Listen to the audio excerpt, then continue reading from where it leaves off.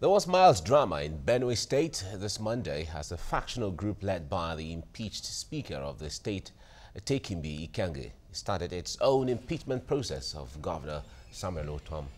Well, they accused the governor of fraudulent activities, non-payment of workers' salaries and non-performance. The 8 members reportedly moved into the assembly complex around 6 in the morning, but were allegedly accosted by some youth who invaded the house and were later dispersed by security men. But in a swift response, the group loyal to Governor Samuel Ortom held its own plenary at Government House and suspended the other 7 members who held session with the impeached Speaker. The group of 22 described the sitting by the impeached Speaker as illegal. Is suspended from legislative duties for 6 months in this house. Is that again?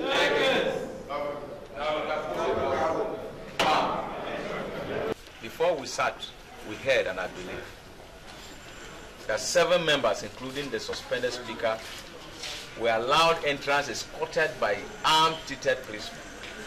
They sat, we told the clerk, we told the mess, we told clerks at table, and indeed, we thought forming a quorum. And illegal not to know. But what we know is that the files can only sit when you purported to have sat and taken some decisions, have been suspended by the same 22 members as we have just in plenary. All right, great. From your standpoint, from your point of view, what do you think is... Basically, that is about political scheming. This kind of scheming come up from every angle. But okay. In all, it is the Benue man that is losing. Of fraudulent activities, they talk about non-payment of salaries, they talk about non-performance. But if we have to look at this in the eyes of the law, or what the Constitution fall in that frame, that the governor can be impeached based on this? Sorry, subsection 11 of section 188 of the Constitution leaves what basically constitutes the gross misconduct, which is the impeachable offense, and what constitutes gross misconduct largely to the House of Assembly. And the Supreme Court at one point made a long list of offenses that will constitute gross misconduct. These offenses certainly comes within that definition. And even in that case, that was the case of a very long list of offenses, and that includes all those ones mentioned there in Benue State. And as far as you're concerned, would you say that Governor Samuel Ortom of Benue State is actually guilty of this alleged offenses, non-performance, and the 2 other allegations against him? No, alleging. Yes. Making allegations is one thing, and these allegations will have to be investigated. That is when it is properly done. They will have to be investigated by a panel of 7 members who are supposed to be men of proven integrity. That is not questionable integrity. Until that is done and he is given very fair hearing to come and defend himself, and the panel still goes ahead and finds the allegations true, he cannot even be impeached. So let's not jump the gun. They must do the proper thing first, and then go through the process of investigation before we can even talk about whether he's guilty or not. So what would be the proper thing to be done for them to come to the point of impeachment? The Constitution of the Federal Republic of Nigeria, particularly subsections 2 to 9, or rather 2 to 10, but the key sections are 2 to 9. To start with, there is a quorum provided for by the Constitution of the Federal Republic of Nigeria that the members must make up, and that is 1/3 of members. 1/3 of members has been defined by our courts In Darie's case, the court held that it must be 1/3 of all the members of the House of Assembly. In case of Benue now, all the 30 members. It is instructive that in the case of Darie, 14 members had decamped and their seats were declared vacant. So out of a house of 24, there were 10 that were still in the house and sitting. Yet the Supreme Court, they started impeachment with only 8 members and concluded the process, and the Supreme Court said no, that the number must be 1/3 of 24. So in the case of Benue, it must be 1/3 of 30, which is 10. So in the first place, the 8 members that sat, did not even form a quorum to carry out any business whatsoever at all of the legislature. Going by the provision of Section 9 note, they cannot even stand. But even after they have scaled the hurdle, they scaled the hurdle, they sitting 1/3 of members who also have to present a notice of allegation to the Speaker. It is this Speaker now that will, within 7 days of they sitting, and in the case of Darie, 14 members had decamped and their seats were declared vacant. So out of a house of 24, there were 10 that were still in the house and sitting. Yet the Supreme Court, they started impeachment with only 8 members, must be 1/3 of 24. So in the case of Benue, it must be 1/3 of 30, which is 10. So in the first place, the 8 members that sat, did not even form a quorum to carry out any business whatsoever at all of the legislature, going by the provision of Section 96, subsection 1 of the Constitution. So they have started on a very faulty note.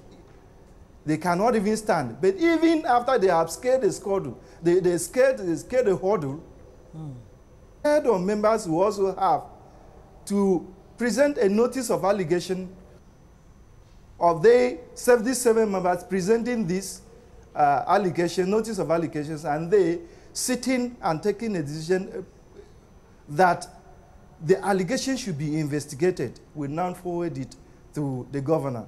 And service on the governor, it has been said, must be personal. They cannot even put it in a newspaper. They can't paste it anywhere.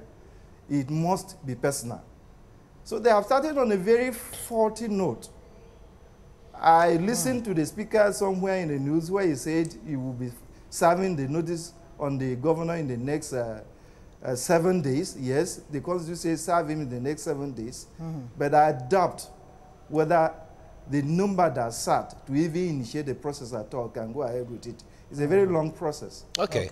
Well, Terence, a lot of watchers of what is happening in Benue are in governor from APC to PDP, and then on the other hand, the rift or the face-off between he and Senator George Akume.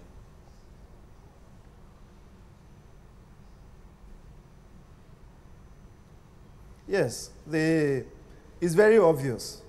Actually, it is the rift between him, the governor, and Senator George Akume that now climaxed into the governor defecting.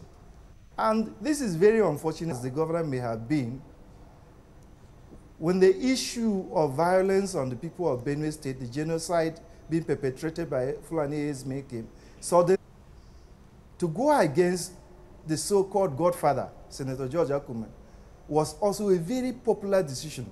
If we were on the streets of Benue State at the time he took that decision, it was as if he had cleared all the backlog of salaries and embarked on several development projects in Benue State. The decision was so much hailed because what is this whole idea of godfatherism? Why the masses of the people of any state, and especially Benue State, This is a state that has been under immense attack, security threat. People are being killed up to this point. We did not see any armored personnel carrier on the street or in the bush, in the farms, that is capable of mobilizing that large caste of security men to go to the state, to lay siege on a House of Assembly. This is very unacceptable behavior. Well, of course, the and PDP... the Benue man is the loser in all of this. Yes, indeed. The PDP has actually really portended for Nigeria's democracy. It's very dangerous.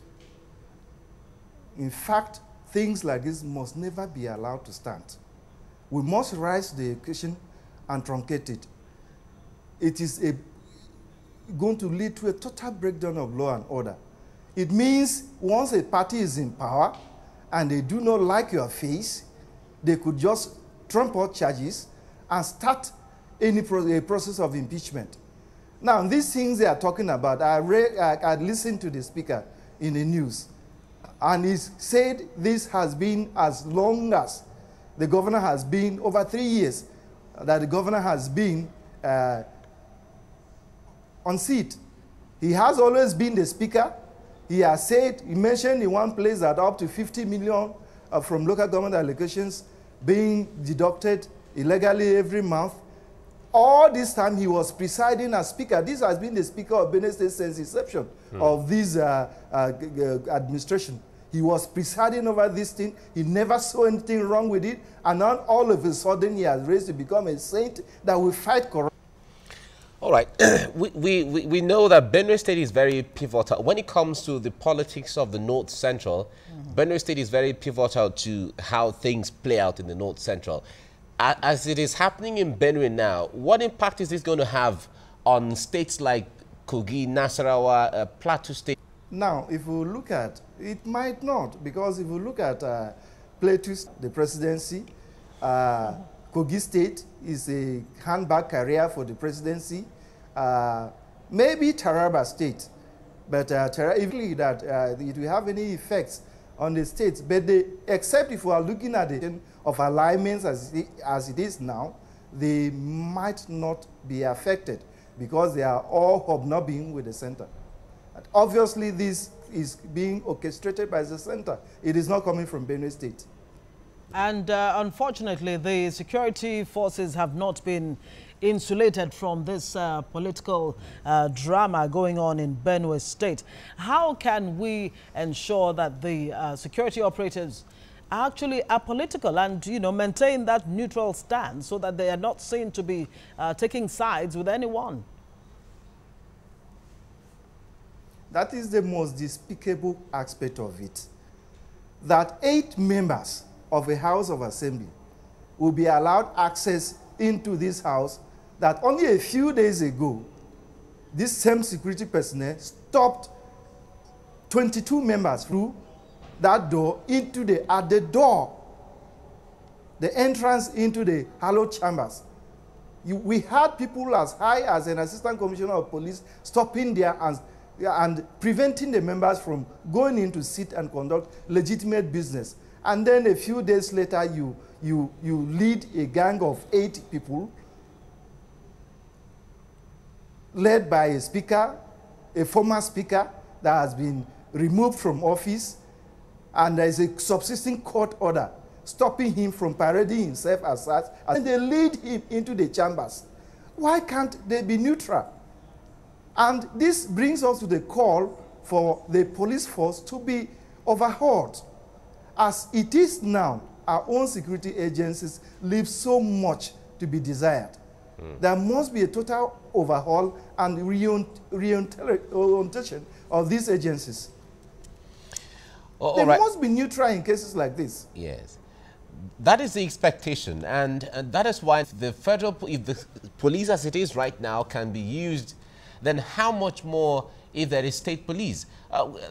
Quickly, what's your concern if that bill scales through and the state police has to be installed? Cases like this could still come up. What is the difference? Instead of the federal government going to every state to hand us up, push us, why don't we allow the governors to preside over their affairs? With what is happening now, it is even better. So that by the time we go to choose a governor who has misused the security agencies, who has misused the police, we should be wise enough, now that the ballot is gradually counting in Nigeria, to know that this man misused the police, will not give him this so much power in his hands. Rather than having a presidency that will dictate us without our sensibilities, the argument the governor is putting forward now for all this witch hunt is because of his stance. He says it's because of his stance on with the people on the issue of Fulani herdsmen attacking them. And if that is the case, which is very likely even true, it might be part of it, then the people will be on his side, and they will not mind if he's using his own police to state. Well, do you think he's leaving? Well, he's leaving the APC. Security forces will be on our side. He's leaving the APC to the PDP or any other party for that matter. Will that really solve the problem of herdsmen, farmers' crisis, or does it not amount to the ostrich hiding, its head in the sand? No, the man has said. Listen, I am not saying it will solve any problem. The man has said that, look, they are harassing me because I'm standing with my people. He must look for a popular reason so that the people are able to support him. He said, look, because this government is led by these people that are killing us and maiming and destroying our properties, and I have stood with the people to say no, that is the reason they are pushing me about. He has a reason. Yeah. And that goes down well with the people. Okay, so the people are buying that. The people are buying that. They are, because that is the only thing, the most prominent thing that you can point that, look, this is what our governor has achieved. The man is standing tall on that score. And so people that ordinarily would not even like him are attracted to him and would rather allow him continue to stand with the people and fight this menace. Yeah, but then again, some would tell you that this really has almost nothing to do with the people themselves, that it is the absence of political, ideologically driven stance by politicians across the board that seems to be at the core of this. The impeachment or whatever fight they are going about, obviously I agree with you. It has nothing to do with the people. It is just greed. It is self-aggrandizement. It is about partitioning the state and allocating to individuals. It has nothing to do with the people, definitely. All the time all this they are saying was going on, why didn't anybody stand against it? Why is it now that some individual interests are being affected? It has nothing to do with the people, and we cannot allow anybody urinate on our head and tell us that it is raining. That is what they are doing. It is not about us. It's their selfish aims. All right, Terence Vembe, thank you so much for talking to us on what is going on in Benue. Terence Vembe is a lawyer and a public affairs analyst joining us from Abuja welcome, studio. Mike. Thank you. Thank you very much.